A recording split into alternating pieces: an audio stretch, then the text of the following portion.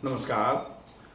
पेट को कम करना सामान्य तौर पर जीवन शैली ऐसी हो गई है कि काम घरों में ज़्यादा है नहीं और व्यायाम के लिए लोग समय नहीं निकाल पा रहे हैं।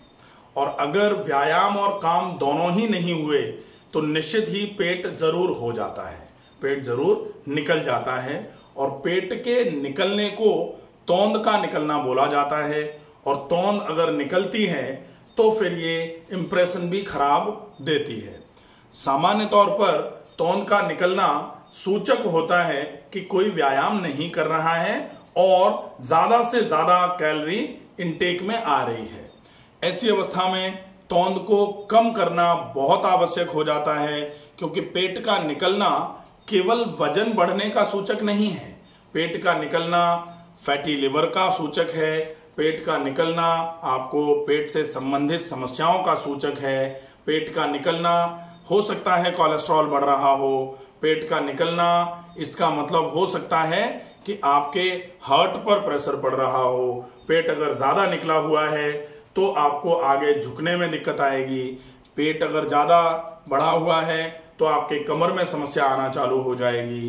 पेट अगर ज्यादा निकला हुआ है तो फिर आपका कॉन्फिडेंस धीरे धीरे करके लो होना चालू हो जाता है। एक अट्रैक्टिव पर्सनैलिटी का होना बहुत ज्यादा आवश्यक माना जा रहा है आजकल। तो उस पेट के निकले हुए होने को आप कैसे ठीक कर सकते हैं? पेट अगर बाहर की तरफ निकल गया है, तौंद बाहर आती जा रही है, तो तौंद को कम कैसे किया जा सकता है? आज हम कुछ विशेष सिंपल से आसन लेकर के आपके सामने उपस्थित हैं। हम आज डिस्कस करेंगे 4 ऐसे आसनों का जिन आसनों के अभ्यास से आप अपने बढ़े हुए पेट को कुछ ही दिनों में धीरे धीरे करके कम करना शुरू कर सकते हैं। ये वो आसन है जो कोई अगर 70 साल की उम्र में भी इन आसनों का अभ्यास करना चाहे तो बहुत आसानी से हो सकता है। स्ट्रेन दिए बिना आसनों का अभ्यास किया जाना चाहिए।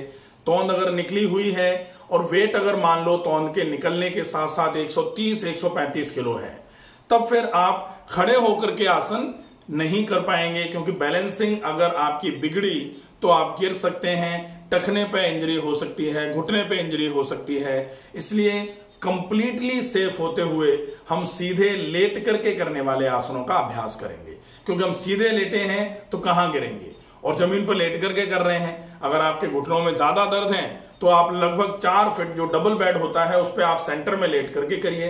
तो लगभग डबल बेड तो 6-6.25 फीट चौड़ा होता है, उस पर आप आराम से सेंटर में लेट करके आराम से करिए, ताकि आपको गिरने का डर ही नहीं है। तो लेट करके कर रहे हैं, इसका मतलब बेस ऑफ सपोर्ट सबसे ज्यादा होता है। लेट करके आसन करते समय आपको कतई ये संशय, ये भ्रम, ये भय नहीं होगा कि आप गिर सकते हैं। इसलिए सीधे लेट करके करने वाले 4 आसनों को हम बहुत अच्छे तरीके से सीखेंगे। वो 4 आसन अगर आप नियमित रूप से अभ्यास में लेते हैं तो निश्चित ही आपका बढ़ा हुआ पेट का घेरा जो है वो कम होना चालू हो जाएगा।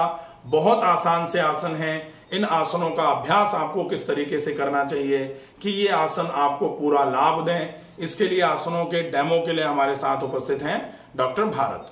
ये आपको आसनों को करके दिखाएंगे कि कौन से आसन को किस तरीके से किया जाना है। मैं जिस तरीके से बोलूं आप बहुत गौर से उसको अगर सुनेंगे तो आसनों को करने में आपको कतई दिक्कत नहीं आएगी। आप इन 4 आसनों को बहुत आसानी से कर पाएंगे। सबसे पहले हम आसनों की प्रैक्टिस के लिए डेमो के लिए जो उपस्थित हैं डॉक्टर भारत, उनसे रिक्वेस्ट करेंगे कि सबसे पहले सीधे लेट जाएं। सीधे लेट जाएं। यहां हम चूंकि इनके घुटनों में और कमर में दर्द नहीं है, इसलिए ये आराम से जमीन पर लेट सकते हैं। तो जमीन पर लेट करके आसनों की प्रैक्टिस करवा रहे हैं।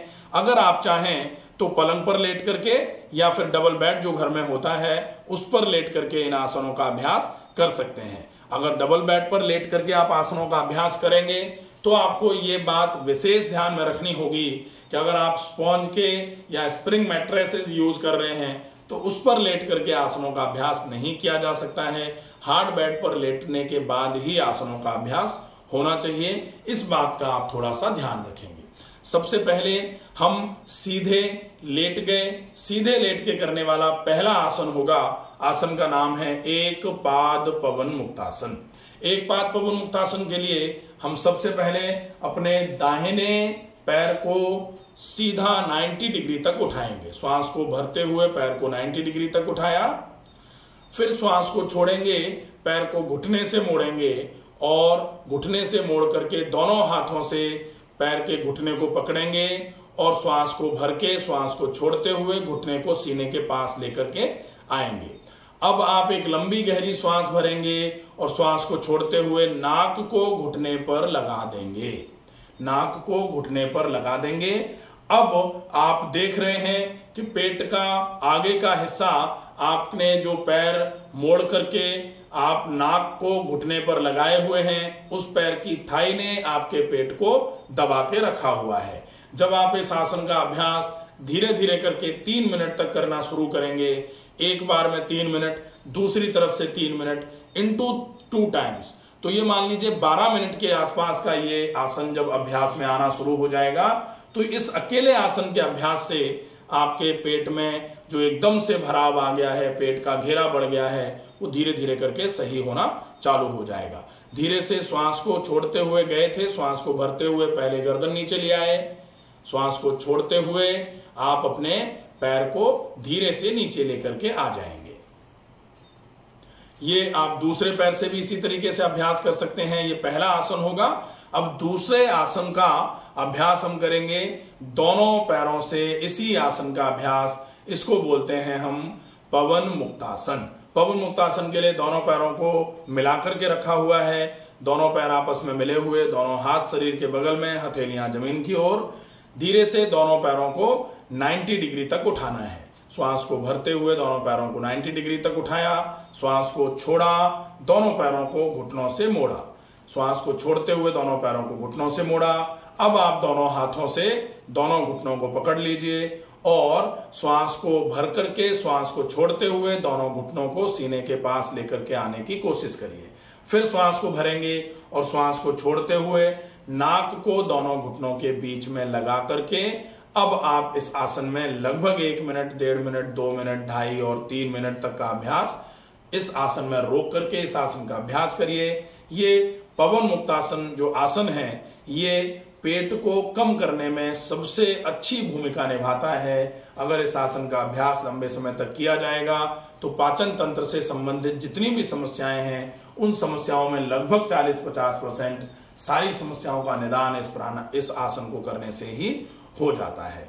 धीरे से श्वास को भरते हुए आप अपनी गर्दन को नीचे ले आइए, श्वास को छोड़ते हुए दोनों पैरों को 90 डिग्री पर उठाते हुए धीरे से वापस ले आइए जमीन की तरफ। ये हो जाएगा दूसरा आसन। तीसरे आसन का नाम है मरकटासन। मरकटासन में 2 वेरिएशन होते हैं, हम दोनों वेरिएशन तीसरे और चौथे आसन के फॉर्मेट में करेंगे।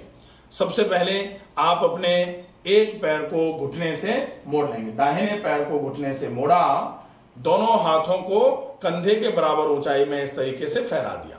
ठीक है, अब दाहिने पैर को घुटने से मोड़ा है। अब दाहिने पैर का घुटना बाएं पैर की कोहनी, बाएं हाथ की कोहनी की तरफ आएगा। दाएं पैर का घुटना बाएं हाथ की कोहनी की तरफ आएगा।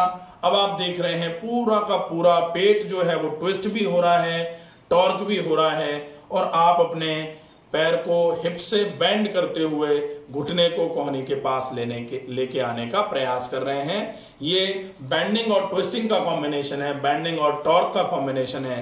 इससे निश्चित ही पेट का घेरा, पेट का जो डायमीटर है, जो पेट के इंचेस बढ़ रहे हैं, ये आपके कम होना शुरू हो जाएंगे।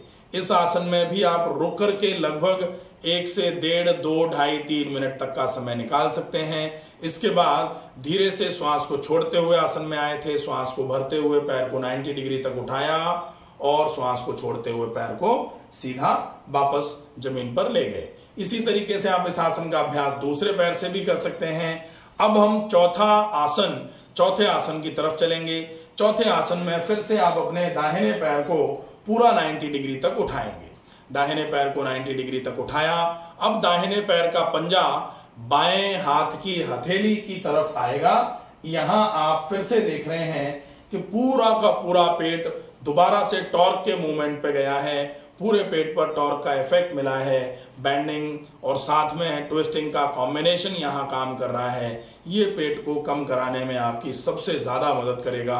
आप इस आसन में भी लगभग 1, 1.5, 2, 2.5, 3 मिनट तक का होल्ड कर सकते हैं। 3 मिनट तक लगातार इस आसन की अवस्था में रुक सकते हैं। आप इस आसन की अवस्था के बाद धीरे से दूसरी तरफ भी इस आसन का अभ्यास इसी तरीके से दोहराएंगे। और अगर आपको ऐसा लगे कि आपके पास समय है तो आप इस आसन का अभ्यास 3-3 मिनट दिन में 2 बार, एक बार में 2 रिपीटेशन या 3 रिपीटेशन करके कर देते हैं। तो 4 आसन हैं, चारों आसनों को अगर आप 3-3 मिनट रोक रहे हैं तो चारों आसन जो हैं उसमें आपके 4 आसन तो ये हो जाएंगे। 4 आसनों में 3 जो हैं वो दोनों तरफ से होने वाले हैं तो 6 हो गए, और एक जो है वो है पवन मुक्तासन, वो 7वां आसन है। 7 आसनों को अगर आप 3-3 मिनट तक कर रहे हैं तो 21 मिनट हो जाते हैं। इनटू 2 रिपीटेशंस कर लेते हैं तो 42 मिनट के आसपास का समय आपका सवेरे, और 42 मिनट के आसपास का समय अगर आपने शाम को लगाया। 42 मिनट के बाद लगभग 5 मिनट का आप शवासन करके आराम विश्राम कर सकते हैं। उसके बाद 10-12 मिनट का जो समय बचता है उसमें आप 2-3 मिनट अनुलोम विलोम प्राणायाम, 5 मिनट के आसपास भस्त्रिका प्राणायाम और 5 मिनट के आसपास कपालभाति प्राणायाम करके अपने पूरे 1 घंटे का समय सवेरे, 1 घंटे का समय शाम को अगर आप देते हैं तो आपका पूरा शरीर धीरे धीरे करके ठीक होना चालू हो जाएगा। और पेट का घेरा जो बढ़ गया है, पेट की जो सर्कमफेरेंस बढ़ गई है, तौंद जो निकल करके बाहर आ गई है, उसमें आपको ये पूरे 4 आसन बहुत अच्छे तरीके से मदद करेंगे। आशा है ये वीडियो आपको पूरा पसंद आया होगा। ज्यादा से ज्यादा ऐसे लोगों तक इस वीडियो को पहुंचाएं जिनका वजन सामान्य से ज्यादा है, ताकि वो अपने वजन को इन आसनों को करके सामान्य कर पाएं। स्वस्थ रहिए, सुरक्षित रहिए। धन्यवाद।